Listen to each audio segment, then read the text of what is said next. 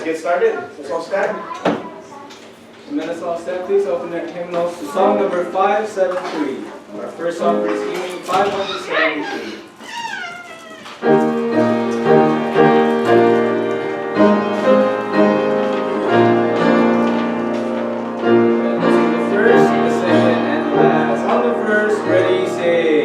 Onward, Christian soldiers, marching as to war, with the cross of Jesus going on before.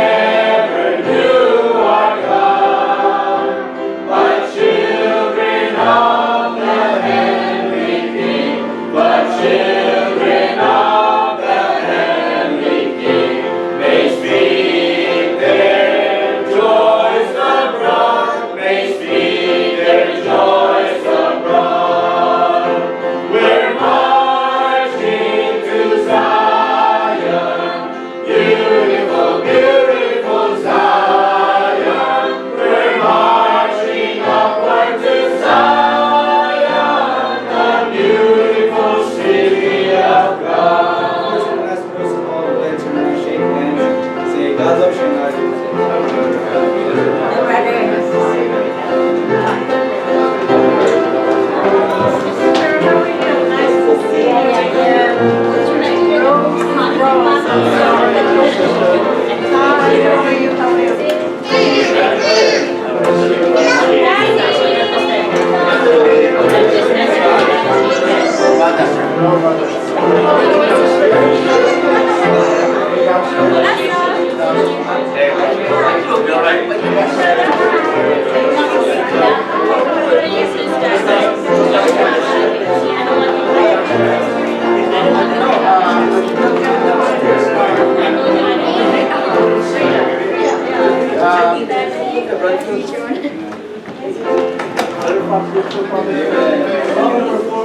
All the last verse, ready, sing.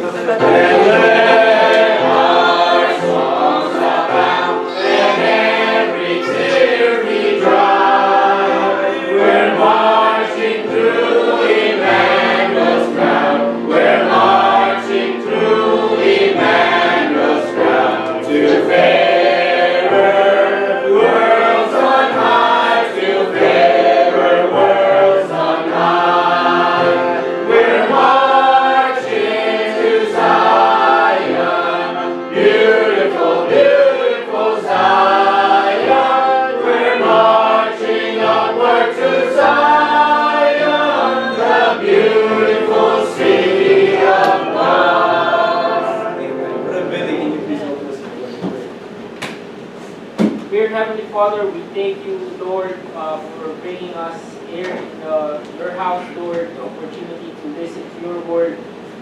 Lord, may you bless the preacher. May you bless the preacher tonight. May you use him, Lord, as a vessel so he can share your word with us, Lord. And may you bless us, Lord. May you give us the eagerness, open our ears, open our hearts to listen to your word so we can put it in our heart and share it to our loved ones who are still lost, Lord. We thank you, Lord, for your Holy Spirit that is with us right now. And we thank you because he's still with us. And, thank you for your love, Lord. Thank you for being faithful to us even though we are not, Lord. We ask forgiveness for being unfaithful, Lord. May you guide us as we listen, Lord, and may you bring us to your, may your Holy Spirit bring us closer to you, Lord. We ask all of this, Lord, in Jesus' name. Amen. Amen. Thank you. Please be seated. See everyone here tonight. Amen. I'm really encouraged by what I see tonight. And if you can come a little bit earlier, join us at our mini, what should we call that? The Mini Institute, WTTE Institute. Say, Pastor, what is that? Well, I'll tell you later on. But we do have a quick lesson before the service every Wednesday, 6:30, and you're welcome to join us. Now, Brother Ryan's not here, so I'm going to go ahead and do the announcements. Don't forget soul winning this Saturday, very important. We are going to have our devotion before we get started. We gather here in church, and Brother Oscar brings a devotion from the book of Proverbs, and then we have prayer, and then we head out to the place that that is the designated place for that day. So please pray about being with us. Ask what do you do at soul winning? We'll do a lot of things. Amen. First of all, we have great fellowship in the gospel. We have singing, like we did just a moment ago. We have singing out there, and then we have prayer, and then we have preaching, and then we have some of us give out gospel tracts. Some of us go and talk to people, and many things. And so please pray to be with us at Soul Winning every Saturday, and this Saturday, of course, there's no exception. We'll be out there again. And then Sunday is going to be our 4th of July on July 2nd. And that means our yearly 4th of July barbecue will be this coming Sunday. As you know, July 4th is Tuesday, and so we don't wait for Tuesday, but we'll have it on Sunday after our evening service. By the way, we have our business meeting on Sunday. Please, members, be with us for that very important meeting on Sunday evening after the service. And so it's going to be a busy Sunday, but that won't take too long. But we always have a business meeting every month. Every month, we come up with our expenses. We show all our expenses. We show our what we gave to the Lord in terms of our tithes, general fund, and then our faith promise. Everything is what accounted for, and we always have a business meeting every first Sunday of the month. So please make sure to be with us, especially members. Things we decide in the meeting. Some missionaries, they come support the meeting, and so we all decide together. Amen.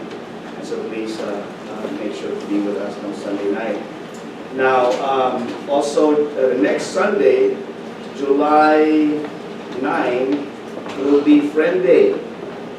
Amen? Friend Day. Amen. What does that mean? That means it is a day that we, a special Sunday where we tell ourselves, this is Friend Day, and so I'm going to make sure I invite somebody to come to church for Friend Day. And so you can go to your friend and say, listen, it's our Friend Day in church. Would you be the friend who would come with me to church on Sunday? Let's fill this place up. Amen.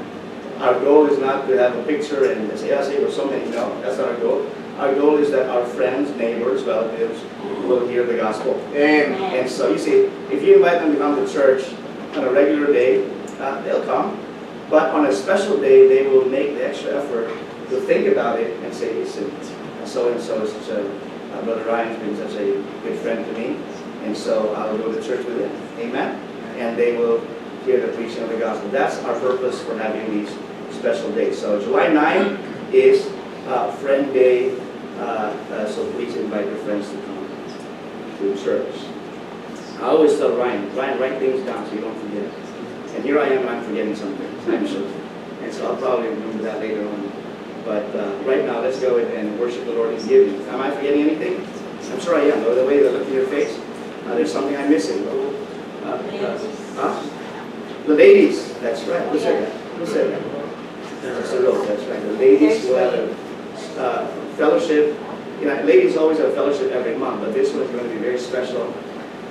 I do not see them here tonight. So ladies, you have to be here because it's going to be a special day for some of you who are carrying babies. Don't tell them, okay? It's a special day for them. They don't listen to her. But make sure to be here. It's a special day for these special ladies. We are carrying our new babies. Amen? We'd like to be a blessing to them, encouragement to them, so please be here. That is July 6th. Okay, July 6th. Okay. Well, let's get to the part of the service where we are going to honor the Lord. Amen. Giving is honoring God. Amen. It is putting Him first place in our life. It is trusting God. But more importantly, we are saying, Lord, we thank you for many, many things. Salvation, for being our everything in our life. And so let us honor the Lord God with our giving. And let us do it cheerfully. Amen. Cheerfully. And let us do it as a form of worship. I'm going to ask Brother Ryan came in late. Brother Ryan, can you explain why you're late? But can you thank the Lord for the offering that Lord? Lord, we praise and thank you, Lord, for being the great provider, Lord, for bringing me here on time for the message, Lord, for allowing us, Lord, to be cheerful in our giving, Lord. May you continue to sustain us, Lord. May our giving, Lord, help further the ministries that we have in this church, Lord, and may more men and women be able to serve you, Lord, in this church with this funds. Lord, we love you so much. All of this in Jesus' name we pray. Amen. Amen. God bless us. We give.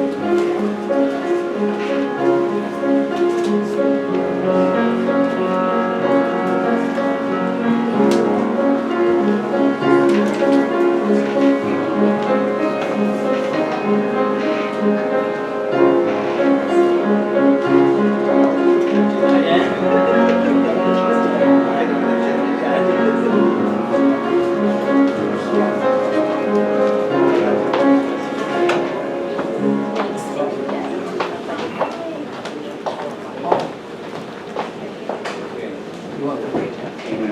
Well, we're going to have a prayer meeting later on, but before that, we get to the preaching of the Word of God. Brother Phil isn't here yet, and so you can stay. When Brother Phil comes, you can slowly make your way down to the basement.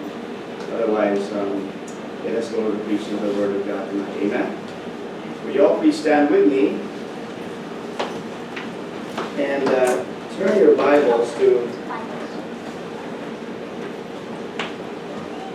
let's turn to the book of Titus. Titus chapter number 3. I preached on this a couple of weeks ago, but let's use this as our text tonight. Titus chapter 2.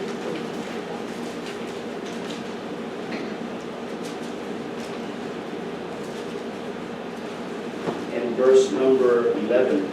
Okay? Titus chapter 2, verse number 11, and we'll pause afterward to help us tonight as we preach. Let's all read together and read. For the grace of God that bringeth salvation hath appeared to all men. Let's pause afterward. Dear Heavenly Father, we thank you for gathering us together midweek. Lord, we thank you that you have put in our hearts to put you first. And Lord, some are here tonight not feeling too well, tired from work. But Lord, would you energize us? Would you encourage us? Lord, would you help us to understand your word? And then, Lord, I do not know if there's anybody in our midst who's not yet saved. Dear God, tonight, if there's somebody who's not saved, Lord, would your Holy Spirit convict that person and make them realize that they need to get saved. And Lord, I pray that you, Lord, your Holy Spirit will help us tonight. Myself, as I preach, I need to thoughts, the words, Lord, I need to relay the message that you have for your people. And then would your Holy Spirit also, Lord, help us understand and respond so that we may apply these truths in our lives. Lord, thank you for this opportunity for us to preach. Lord, we know you're in our midst, a special presence, dear God. We're gathered in your name. And so, Lord, right now, would you take a hold of the rest of our time together? Lord, would you help us, even right now, in Jesus' most precious name. Amen. Thank you. Please be seated. I usually would preach, what some would call a textual message, go through the text. I seldom do topical messages. I find it more difficult to do topical messages. But tonight I probably will do that. So please let us prepare as we get into the message tonight. That's why I use this verse as our text. We'll be going through this topic tonight. And let me introduce that by asking a question, why are we here? Huh? Why are we here? Who are we? What are we? Why are we here? You know, if you think about it, we were all strangers that were brought together, right? We were all strangers brought together, and we are here today. Some of us know each other longer than the others, but basically we all came to know each other when we came to this place. I'm talking about this local church right here. In other words, we were strangers brought together. Now, I think these questions are very important. Who are we? What are we? Why are we here? It's important for us to be able to get the right perspective of why we are here. We should, as we study this tonight, it is my goal to remind us about the right position, about the right direction, about the right priorities that we ought to have. Now, bear with me as I go through this. The common denominator amongst all of us, what brings us really together, like I said, strangers previously, is, well, a lot of Filipinos in our midst, amen. So that's probably bring us together. But not necessarily. The common denominator amongst all of us is this, that we are born again. Amen? Amen. We're born again.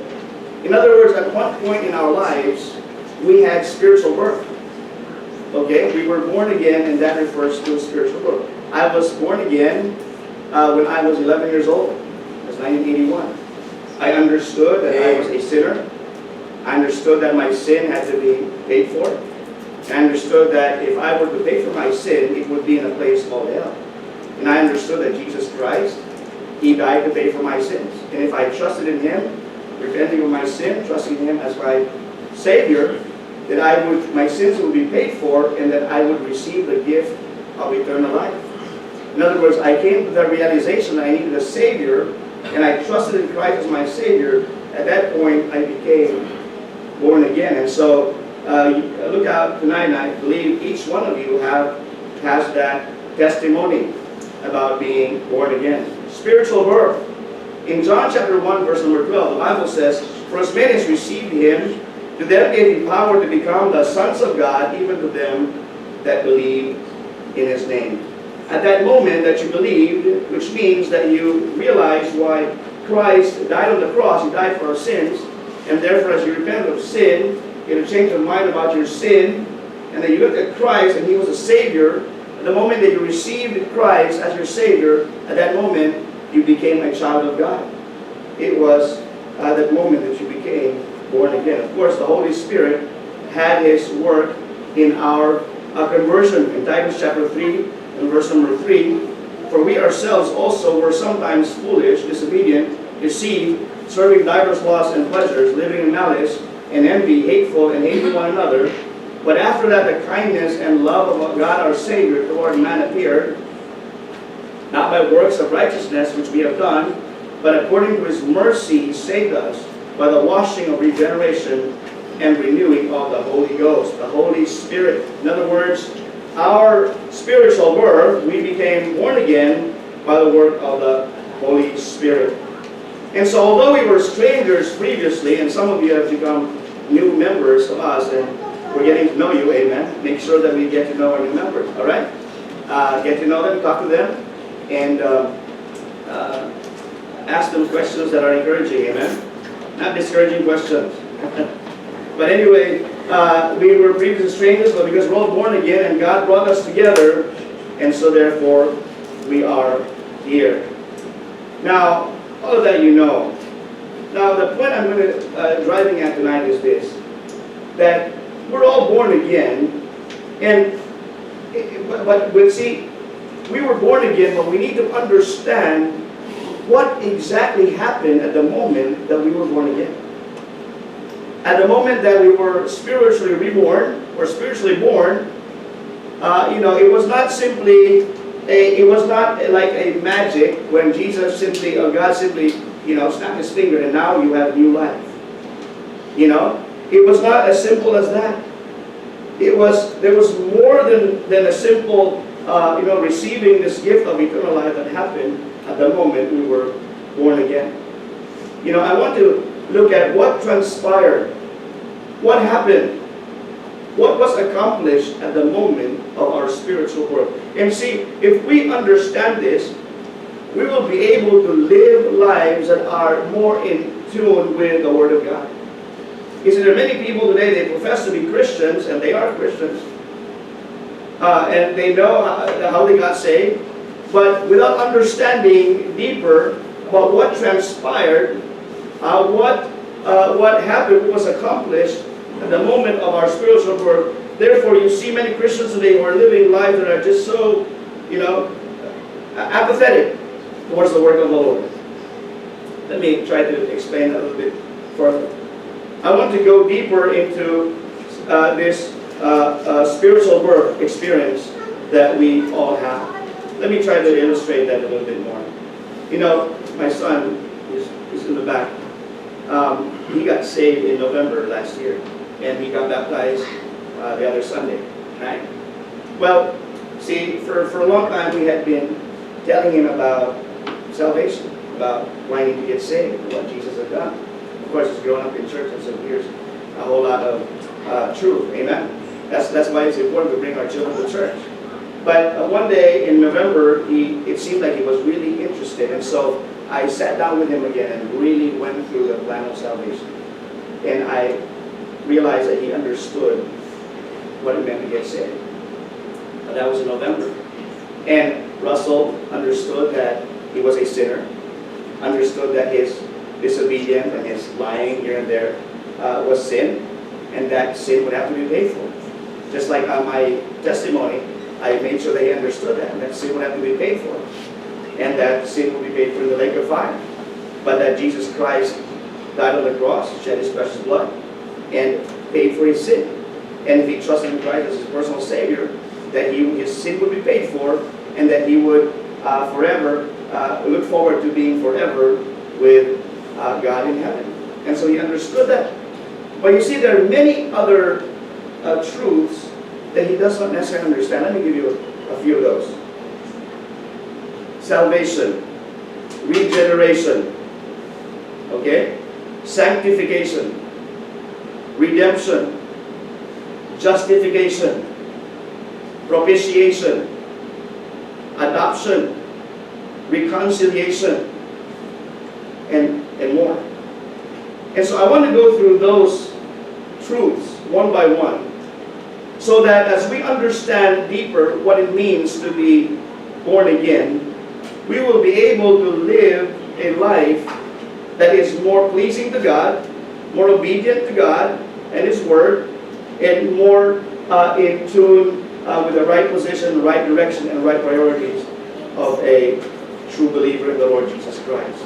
Okay? So we're going to talk about that tonight, beginning tonight. Now, before I get into that, let's go back a little bit to the gospel. Okay? Over 2,000 years ago, Jesus Christ, He died, He was buried, and He rose again. Right? That's the gospel. It was 2,000 years ago, more or less. It is what we call the finished work of Christ on the cross. 2,000 years later, here we are. Okay? And you and I have availed ourselves of the benefits of the gospel which Jesus Christ finished over 2,000 years ago. So when Christ died on the cross, of course, God knew our names. Amen? God knew us from the very beginning. So when Christ died on the cross, we were not yet living, right? Obviously. So 2,000 years later, here we are, and we have now availed ourselves of this gift of eternal life because of the gospel, which is based on the finished work of Christ on the cross. In other words, Christ did all the work on the cross a long time ago, but today we are benefiting from what Christ did on the cross. Let me give you a few concepts before I go any further. You know, in law we have what we call a suspensive condition. A suspensive condition. You know, contracts, there are conditions in contracts. One of those conditions is called a suspensive condition. I find this interesting. Listen. A suspensive condition is a condition that suspends rights and obligations until the uncertain future event occurs. Upon the occurrence of the event, the suspended part of the contract or the entire contract is brought to life. Jesus Christ died on the cross 2,000 years ago. He paid for the sins of the whole world. Is the finished work on the cross. He shed His precious blood for everybody, for the sins of the whole world, and yet we were not yet alive. When we were born with sin, right? But Christ's death on the cross was already, Christ already died on the cross a long time ago, so that the sins that we were born with and the sins that we commit, Jesus Christ already paid for those. But it is a suspensive condition. Until the moment that we trust in Jesus Christ as our personal Savior, we receive Him into our heart as our only personal Savior, only then will this new life, only then can we have this new life in Christ. Amen. Only then can we have eternal life. You see that? Christ died for the sins of the whole world 2,000 years ago, but until you accepted Christ as your personal Savior, you would not benefit from the sacrifice of Jesus Christ 2,000 years ago. Amen. Now there's another condition called a resolutory condition. Resolutory condition. I know you're probably bored by this, but I find this interesting.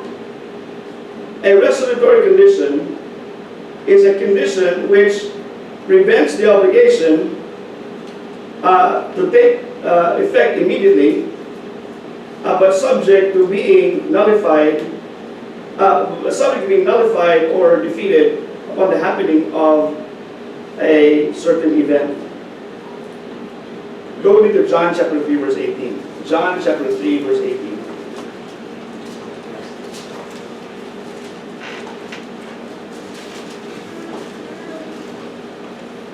Okay, look at this. He that believeth on Him is not condemned.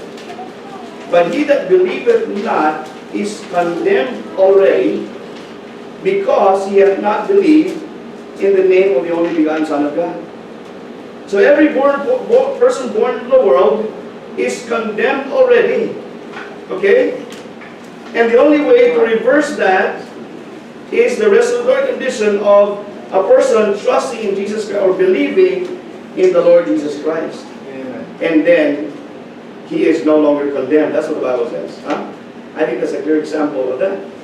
He that believeth on him is not condemned, but he that believeth not is condemned already. You know what's the word? Already. In other words, from the very beginning, he was already condemned. From the very beginning, a person who was born into the world was already on his way to the lake of fire. Right? Because of sin. Of course, a child, baby, who dies before reaching the age of accountability or reaching the point in his life where he rejects Christ, before he gets to that, he is safe. Think about Zach, for example. Okay? Zach can in no way make a profession of faith. So therefore, the other condition applies to him. The other truth applies to him, that Christ already died 2,000 years ago to pay for his sin. So if Zach has to go into eternity, he is already safe. You see that? Because Christ died for his sins. The first principle I want to talk about is the principle of salvation. Salvation. Okay? Salvation. When we became born again, we became saved. Our spiritual birth, we received salvation. Salvation is mentioned 164 times in the Bible. Well, Pastor, how do you know that? Well, you can know that we have a concordance. You'll find it out. Amen. It doesn't make me any special. It's mentioned 164 times in the Bible. Now, the first time it's mentioned is in Genesis chapter 49, verse 18. Here we find Jacob. Jacob, he is giving the blessings, his dying blessings to his 12 sons. And he says in Genesis 49, verse 18, I have waited for thy salvation, O Lord. Salvation means deliverance. Deliverance. In the Old Testament, when you see the word salvation mentioned or used, it's always in reference to salvation by the Lord Jehovah. Okay, salvation refers to the salvation by the Lord Jehovah. Now, in the Old Testament, the Hebrew word for salvation is Yeshua. Yeshua, which is also very similar to the name Joshua, who delivered Israel when Moses could no longer continue. Joshua took over and he led Israel. His name is also Yehoshua. Okay? Now, of course, Jesus, his Greek name, the Greek word for Jesus is Isaias, which means Jehovah is salvation. And which is also the Greek word for Joshua. Okay? So, salvation, that is what happened at the moment that we became born again. Like I said, I'd like to go over the other doctrines. We'll do that on Wednesday nights, I guess. But tonight, I want to talk about salvation. Salvation, it means deliverance. It means preservation. It means safety. We read already Titus chapter number 2. Salvation comes by the grace of God. We are saved by the grace of God, not of works. Amen? I mean, I think that's something that we all agree with. We're never saved by our works. It's all by the grace of God. All by the grace of God. Now, a couple of verses. John chapter 10, verse number 9. Jesus said, I am the door. By me, if any man enter in, he shall be saved. Okay? Acts chapter 2, verse 21. Whosoever shall call upon the name of the Lord shall be saved. Acts chapter 4, verse number 21. I'll turn there. Acts chapter 4 and verse number 21. So when they had further threatened him, they let him, Acts chapter 4, verse 21. I don't think I got that right. Neither is there any name, neither is there salvation in any other name. You know the gave reference. Neither is salvation in any other name we're given under heaven. Acts 4:12. Acts 4:12. Okay, thank you. Acts 4:12. Neither is there any salvation in any other, for there is none other name under heaven given among men whereby we must be saved. Acts chapter 11, verse number 14. Acts 11, verse 14. Who shall tell thee words whereby thou and all thy house shall be saved? I included this verse because, you see, not only can you be saved, but are you saved, but all your house can be saved. Amen? And that is a prayer of many of us here, that our relatives get saved. And I always tell everyone that I have proof. I believe the Bible 100%, but I have seen how that the Word of God has become true right here in our church. The whole family getting saved. Amen. And so Jesus said, the Bible says that not only you, but your entire household can be saved. That's why it's very important that we take care of our testimony. Romans chapter 1, verse number 16. I am not ashamed of the gospel of Christ. For I am not ashamed of the gospel of Christ, for it is the power of God unto salvation to everyone that believeth, to the Jew first, and also to the Greek. Romans chapter 10, verse number 10. For with the heart man believeth unto repentance, or unto righteousness, and with the mouth confession is made unto salvation. 2 Corinthians chapter 7, verse number 10. For godly sorrow worketh repentance to salvation. The repentance here is a change of mind. For godly sorrow worketh repentance to salvation, not to be repented of or not to be regretted, but the sorrow of the world worketh death. Ephesians chapter 1, verse 13. This is one of my favorite verses that I always pull out when somebody comes to me and starts, lecturing me about, a tulip.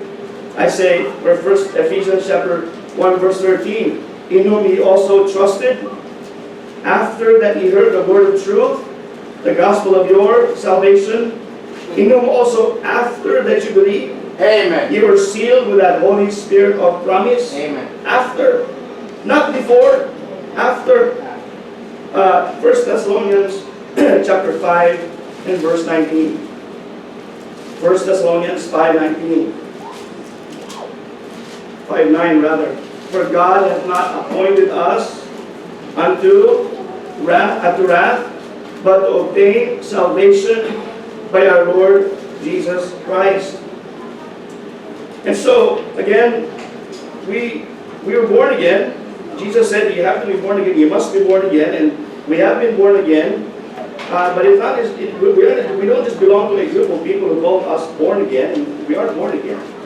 What kind of church do you have? You have a born again church? Well, yes, we do. We believe in being born again. That's what the Bible says. But you see, aside from being born again, we must understand that we have been saved. Amen. We have been delivered. We have been preserved. Salvation. You see, I believe that many of those who profess to be Christians today somehow take that for granted. That we have been saved.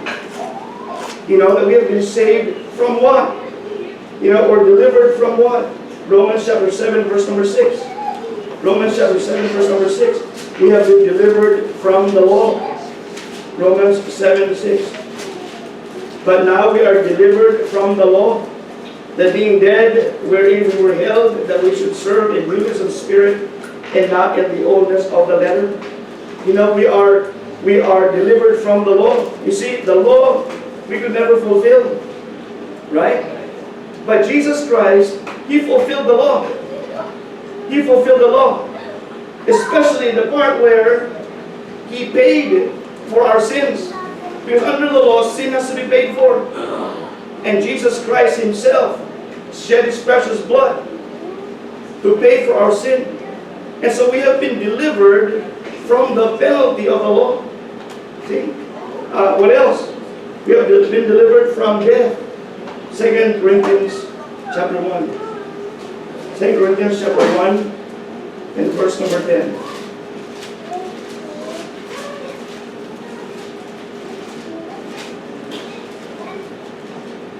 Look at this.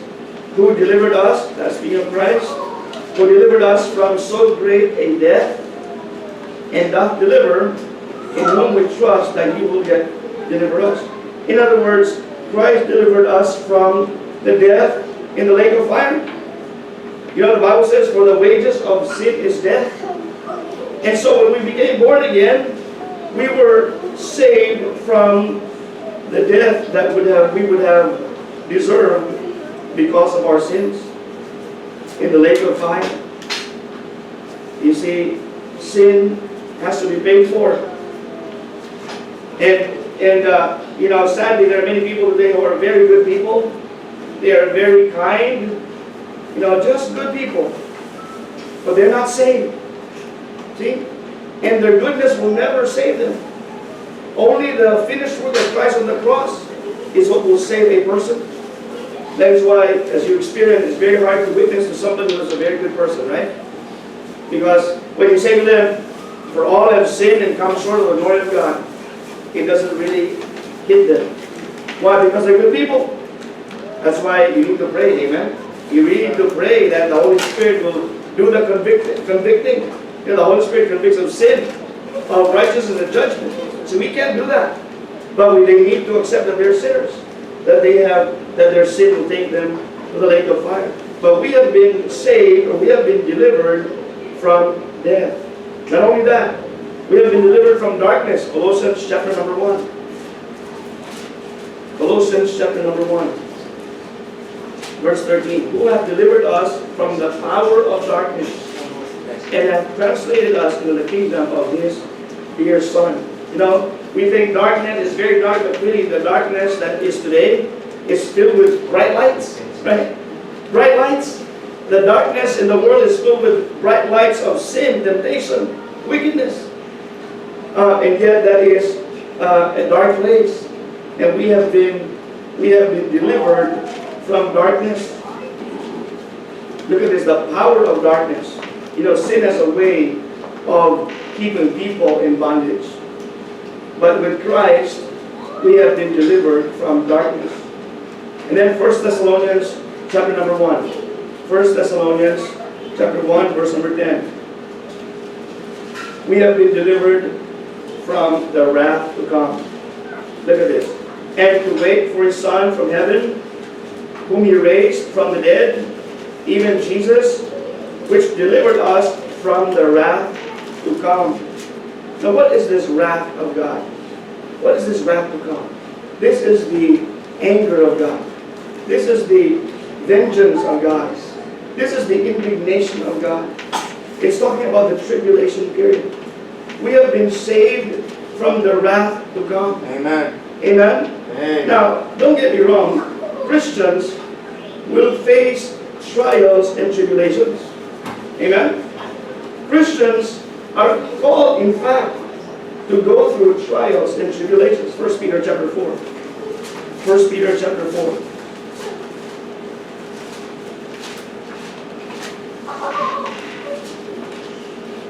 And verse number 12. Beloved, think it not strange concerning the fiery trial which is to try you, as though some strange thing happened unto you. In other words, don't be surprised. Don't be surprised about the trials and the temptations that we are going through. Why? It's normal for a Christian. Amen? It's normal. We will all go through these times of trial and tribulation. Go to 1 Peter chapter 2 and verse number 21. For even hereunto were ye called, because Christ also suffered for us, leaving us an example that ye should follow his steps. See, if we're going to be Christ-like, we are going to experience suffering because Christ himself suffered. Now let me ask you tonight, before we continue, as you examine yourself, are you suffering for Christ? Are you suffering because you're a Christian? Are you suffering because of your faith in the Lord Jesus Christ? Are you? Because if you are not suffering, then you need to examine yourself. I need to examine myself. If I am not going through some kind of trial, tribulation, suffering, because the Bible says very clearly that he that the righteous will suffer. That's what the Bible says. Why? Well, see, if we are going to be followers of Jesus Christ, we are going to suffer because we are not going to compromise. Amen? You're not going to compromise. And you will lose some friends. You will lose some, even relatives. You can't be severed from them. But in other words, you will lose the fellowship because you refuse to compromise. Amen? Now, if you're not suffering, then maybe you're always compromising. That's why I say we need to examine ourselves. See, we are going to suffer for Christ if we are going to prioritize God and His work. Amen?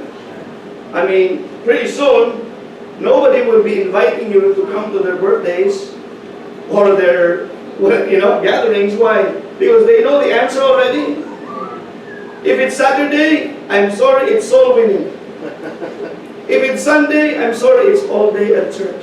How about Friday? I prepare for Saturday. Amen. You see? And you will suffer. If you're not suffering at all, you need to examine yourself. Because maybe you can say, okay, I'll be there. Amen. I know it's difficult to say no. These are important events. But listen, if you're going to prioritize God and obey His word, you will suffer. What else? If you're going to suffer for Christ, live for Christ, you will suffer trials and tribulations and things like that because you are going to sacrifice for the work of the Lord. Amen? Sacrifice. Now, the sacrifice won't give you salvation, but because you're saved, you will sacrifice and you will go through hardships. Amen? When you put God first, you will go through hardship. I tell you, but God will always carry you through. Amen? God will always carry you through. If you're going to follow Christ, you're going to suffer trials and tribulations and testings because why? You're going to be forsaking many, many things. Amen? You're going to have to forsake many things. No man who hath put his hand to the plow should look back. Amen? And Jesus said, your relatives will hate you if you're going to follow me. Why? That's just being a follower of Jesus Christ. And so we will suffer, we will go through sufferings, but that is not the wrath that is being spoken of right here in 1 Thessalonians 1:10. The wrath is the wrath of God. We as believers in the Lord Jesus Christ have been delivered from the wrath of God. You get that? It doesn't mean that we're not going through any kind of suffering. Now, so that is what salvation does. It delivers us from the law, the penalty of the law, the death, darkness, and the wrath to come. Now, because of our salvation, that's why I said we need to understand what it means to be born again. What happened? What transpired at the moment that we became born again? We were saved. We were delivered. We were given salvation. Now, if you understand that, because of our salvation, number one, go with me to Philippians chapter number 2. Philippians chapter 2.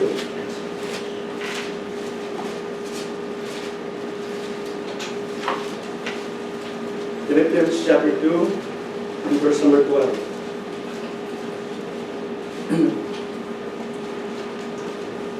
Again, because we're saved, okay? Because of our salvation. Philippians 2:12. Wherefore, my beloved, as ye have always obeyed, not as in my presence only, but now much more in my absence, work out your own salvation with fear and trembling. For it is God which worketh in you both to will and to do of His good pleasure. So number one, because of our salvation, what are we supposed to do? We ought to work out our own salvation. Now, many people have said, you see, you have to work for your salvation. But that's not what the Bible says, right? The Bible says work out. And I tried to say, Lord, can you help me explain this to our people, which I'm sure you already know. And then it occurs to me, listen, exercise, amen, work out. Work out. Amen? Amen. Work out your own salvation. Exercise the salvation that you already have. Amen. You were not just born again and you were given eternal life, and that's true.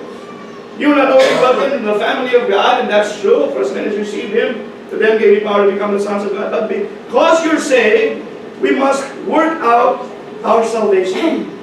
What does that mean? Well, the word work out means to accomplish. It means to perform. In other words, as a result of our salvation, we are to accomplish certain things in our life that reflect the salvation that we receive. We are to perform certain duties as a result of our salvation. Some people say, oh, it's enough that I'm saved. Well, if you're truly saved, you go to heaven. I'm not going to argue with that. Okay? But if you understand what salvation means, then you will understand, the Bible says, work out your own salvation. There's something that must be done because you are saved. Amen. Turn with me, we'll get back here, but turn me real quick to Hebrews chapter 6. Hebrews chapter number 6.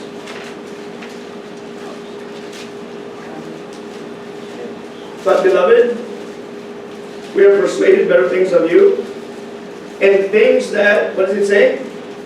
Accompany salvation. Amen? Accompany salvation. Salvation is not a standalone, wherein you're saved and you're born again and you can just go to heaven regardless of what you do here on earth. Yes, God gave you eternal life, He'll never take it back. But if you're really saved, you're supposed to work out your salvation, because there are things that accompany your salvation. What are those? Verse number 10. For God is not unrighteous to forget your work and labor of love. Amen. If you're really saved, you must understand, or you must understand that your salvation is accompanied by work and labor. Amen. Not just sitting pretty, not just waiting for the rapture. And yes, we are waiting for the rapture, but not just sit, but instead we should occupy till He comes. Amen. We should be working while we are waiting. It says here, God is not righteous to forget your work and labor of love which you have showed toward His name, and that you have ministered to the saints and do minister. Verse 11. And we desire that every one of you do show the same diligence to the full assurance of hope unto the end, that ye be not slothful. You see that? That ye be not slothful, but followers of them who through faith and patience inherit the promises. Work out your own salvation. Let's go back to Philippians chapter 2. What does it mean? It means to work. To exercise, kind of like you have muscles already. But in order for those muscles to be developed, you must put some work into it, right? In order for you to become better in the choir, you must put some practice into it. Amen? And whatever you do, you must put some effort and put work into it in order for you to become better. Now, as far as salvation, we are given eternal life immediately at the moment of our spiritual birth. But because we're saved, we must continue to exercise, to work, and accomplish things as a result of our salvation. It says here, work out your salvation with fear and trembling. You know, many Christians, they're saved, but there is no fear or trembling at all. Right?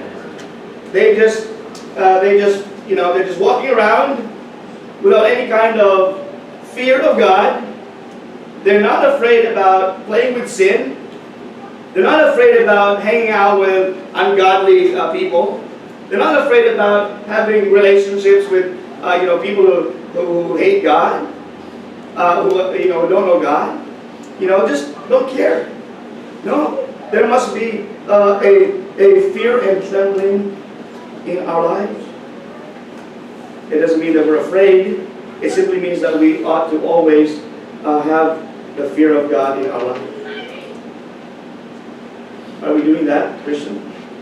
Work out your own salvation. Paul said, especially that I am not going to be with you anymore. I am going to be leaving. In fact, I'm not there. I'm writing you. So even though I'm not there, you must continue to be faithful. Amen. Continue to work out your salvation, or to become more diligent as a result of your salvation. Diligent in serving the Lord. And so I would encourage us tonight that because of our salvation, we need to work.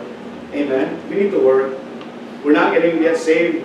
Works don't save us, but works is a result. Not only does it mean accomplish or perform things, but it means to finish or be fashioned as a result of our salvation. You know, before we got saved, we used to do this, but now that we're saved, we no longer do the things we used to do, but now we are going to be living a different kind of life. The Bible says, 2 Corinthians 5:17, if any man be in Christ, he's a new creature. All things are passed away. Behold, all things are become new. Okay? As a result of our being saved, our life will change. Colossians chapter number 3. Colossians chapter 3, verse number 1. If ye then be risen with Christ, seek those things which are above, where Christ sitteth on the right hand of God. Set your affection on things above and on things on the earth. For ye are dead, and your life is hid with Christ. Seek heavenly things, heavenly priorities, not earthly things, if you're saved. If you're saved. That's why I want to emphasize this tonight. That if you're saved, things must be different in your life from now on. No longer seeking the worldly things, but instead seeking the things of God. And again, I always say this, Wednesday nights, like preaching to the choir, preaching by your ear tonight, if you want to seek God. Amen. If you're seeking God, you're putting Him first. So, that's the first thing about, because of our salvation, we must become busy for the Lord. Number 2, turn with me to 2 Peter chapter number 2. 2 Peter chapter number 2.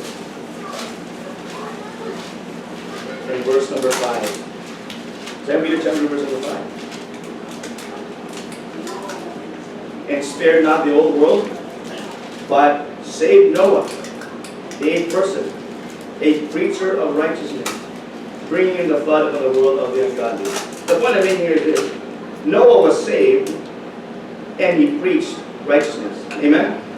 He preached righteousness. So, because we are saved, we must preach righteousness. We must be a heralder or proclaimer of righteousness. I look around and I always encourage men to be preachers. Okay, men? That is my goal. That the men become preachers. That one day the Lord will call you to maybe start a work. Boy, that will, what a day that will be when Balaukian will be called. Amen? Preachers. Now, not everybody will be preachers. Amen? My mother, she loved the Lord. She was very faithful. And if she was a man, she would be a preacher. Or if she was not a Baptist, she would probably be a preacher. But she was a good Baptist, and so she never struggled. She never had that goal to become a preacher. But men ought to be preachers. Amen? I know you ladies, if you were not Baptist, you would be preachers. I can tell you that. Right? I tell the women that they're very knowledgeable, they're very diligent. But see, that's how God has ordained it. Amen? You have a bigger role to play, which is to encourage the preacher. Amen? Encourage your husband. But we ought to be preachers of righteousness. Now, again, like I said, not everybody will be preachers. Some of you have been called by the Lord to preach and plant a church, and I am just really excited every time I hear that. I can hardly wait for the day that the Lord will say, step out in faith and do it. I remember when I first started, that's basically how it was. Looking back now, I realized that, boy, it took a lot of faith on my part. But really, I'm not going to say that it was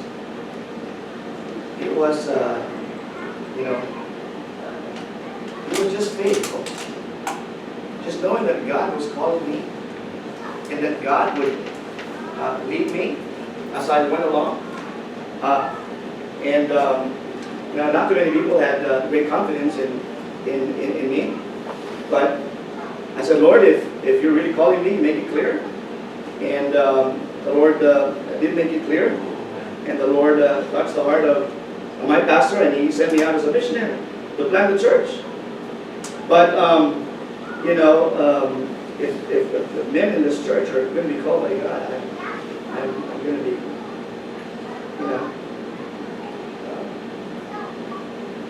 it's all worth it. I'm thinking about Canada. I spoke with Brother Ramon on the phone last night, and I said, Pastor, I finally answered the call of God in my life. He'd been putting it off. Very humble man. Always wanted to be supportive, always wanted to be, but he realized that God was calling him. And so, Pastor, I responded. I'm going to obey the Lord. I'm going to follow, and He's going to step out in faith and plant the church. Amen. And I'm going to go there in August and visit with them.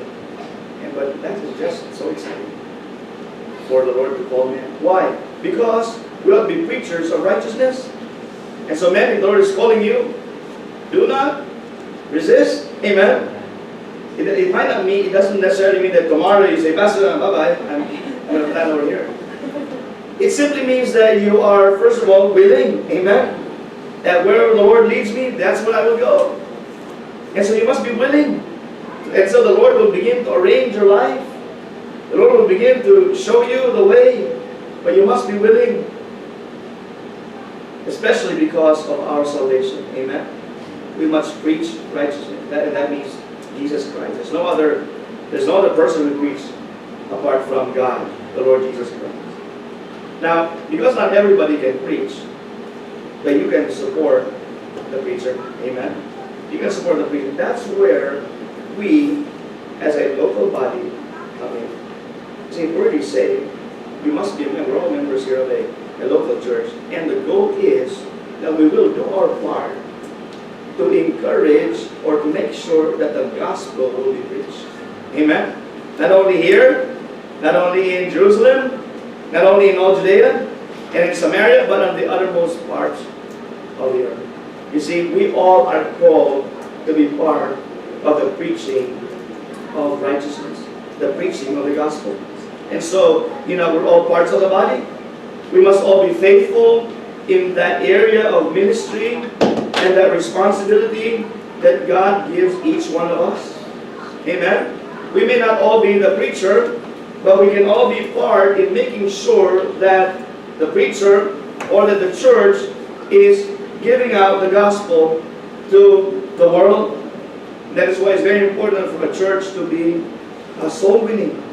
And I thank the Lord that for 7 years now, the Lord has protected us and has kept us to be a soul winning church. And the number of the soul winners in our church is growing. I remember back then when it was just very few. Brother Bernie was with me. Amen. And I was trying to witness to him. And he got saved. Praise the Lord. But, giving the gospel, we must always be thinking about how the gospel will be preached. Now, that is why I go back to the question that I asked earlier. Why are we here? Why are we here? Well, we're here because we're saved. We're born again. But why are we here? We are here to spread the gospel of the Lord Jesus Christ. Never forget that. Amen? And sometimes we can get distracted. Why are we here? We're here to build a big church. Well, if a big church is what is needed to have more Sunday school rooms. Amen? In order to train our kids, in order to train our people, we have more facilities, then, and so be it. But we are not here just to have a big building. Amen? We're not here to just be able to put up a church and say, oh, that's my church right there. It's a nice building. No, we are here so that we can preach the gospel. Not only inside our four corners of our walls. We are here to be encouraged, equipped, but our goal is to go out and preach the gospel. That's what we do every Saturday. That's why we have missionaries. By the grace of God, we need to add more. Amen. As the Lord allows us, we need to add more. We need to support some more. But not only that, but we need to begin sending out. Amen. We need to be sending out church planters to put up churches just like ours. Preach the gospel. And then with the goal of supporting missions. Amen. The goal of sending out men and families to plant other churches. You see, if all churches had that, kept that focus, we would see more churches planted. Amen? We would see more churches planted. And so, man, I'll honest with you, I'm very excited. I'm very happy that you're faithful right here. But the moment the Lord calls you, go. Amen? Go. Do not hesitate. Do not hesitate. But make sure God is calling you. Amen? Make sure. And one way to be sure is that the church will confirm. Amen? The church will confirm. You see, it's a beautiful, simple process that God has laid down in His Word. When somebody says, the Lord is calling me, we believe that it's the Holy Spirit setting aside a person. But the church will confirm.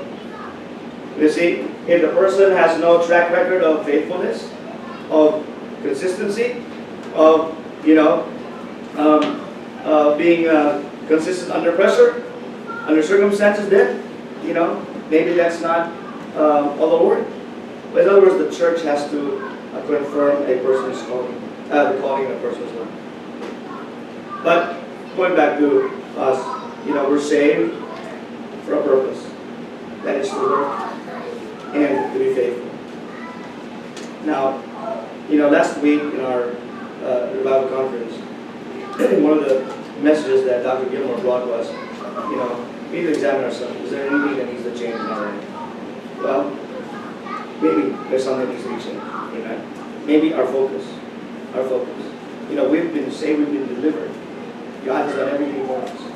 And now as a result, are we working in accordance with how God expects us as His children, as His servants? I trust that you're here tonight, that you have made that decision to serve the Lord. Amen? Because we're saved. See? We pray the Lord will come. We believe the Lord can come anytime soon. And we do say, Lord, we're ready. I'm ready. But there are people who are not ready. And so we must have the sense of urgency to reach the lost. So that when Christ returns, they can be forever with the Lord. Or if they die, they would be forever with the Lord. Church, I want to challenge us and to remind us. We're here for that purpose. Okay, we're here for that purpose. To win souls for Christ. And this church is committed to that purpose. And as members of the church, I believe we're all committed to the same thing. Amen? And so, thank you for being faithful. Thank you for doing your part. But we can do some more. Amen? We can do some more. By the grace of God, we can do some more. Let's not be content with where we are. Say, Lord, I'd like to do some more. But always be patient as the Lord leads. Always wait on the Lord. Let's pray. Dear God, Heavenly Father, we thank you tonight for, Lord, for saving us. But Lord, I pray that if we have been not as faithful as we ought to be, Lord, may we be reminded that because of our salvation, Lord, we ought to be faithful. And we ought to see that others get saved. Lord, I thank you for the co-laborers that you have brought in our midst. Lord, would you bring some more? Would you challenge us some more? Would you encourage us some more? Thank you. In Jesus' most precious name. Amen. Amen. Thank you for your kind attention. God, people said. Amen. Okay, let's get into our prayer time.